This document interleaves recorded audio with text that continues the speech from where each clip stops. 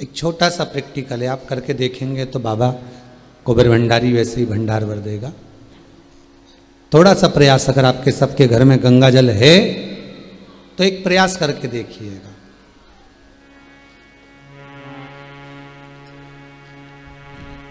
कोई कार्य के लिए आप जा रहे हैं और वो कार्य अटक रहा है, नहीं हो रहा, बहुत प्रयास कर लिया आपने, बहुत दिन से लगे हुए हो कि यह काम होना ही चाहिए, ये काम बहुत जरूरी है और होना ही चाहिए, नहीं हो रहा। एक कटोरी में गंगा का जल निकाल लीजिए महाराज, और कटोरी में गंगा का जल निकालकर तुम्हारे घर में एक सिक्का पड़ा हो, 1 रुपया, 2 रुपया, 5 रुपया, कोई सा भी एक सिक्का पड़ा हो, जो भी सिक्का पड़ा हो, कुंदकेश्वर महादेव का नाम लेकर,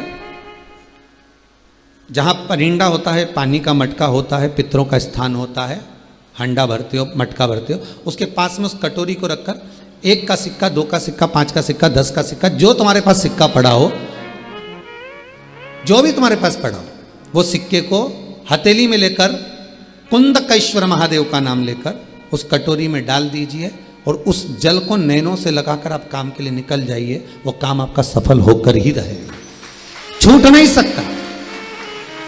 गंगा के जल में वो बल होता है, और आप जो सिक्का डाल रहे हो वो ये समझ कर डालें कि कुंदकेश्वर महादेव को मैं गंगा में स्नान करने के लिए, हमारे यहाँ पहले हमने भी देखा, आपने भी देखा होगा, किसी जब बारिश नहीं होती है या कोई काम अटक जाता है, जब बारिश, तो क्या करते थे पहले के जमाने में कि मंदिर को पैक कर दे, उसमें पानी भर दे शंकर जी के ऊपर।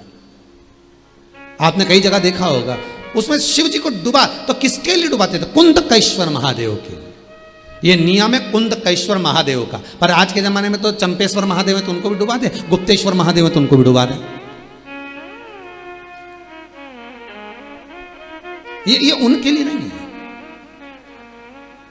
कुंदकेश्वर महादेव किनका नाम है? जम के बोलिए, कुंदकेश्वर महादेव। ये कुंदकेश्वर महादेव को उस कटोरी में, उस बाटकी में सिक्के को डाल, और फिर जब आपका काम हो जाए, आप जिससे मिलने गए हो, जिससे काम की बात करने गए और काम हो गया, तो वो जल ले जाकर सिक्के के साथ, सिक्का तो डालो मंदिर में, कहीं दान पेटी आदि में, और वो जल भगवान कुंदकेश्वर के नाम से शिव जी को समर्पित कर दो। बाबा से विनती करो, बहुत बहुत साधुवाद है बाबा, आपने मेरी लाज रख ली, तेरी कृपा बनी रहे, बस ये सुख मिलता है।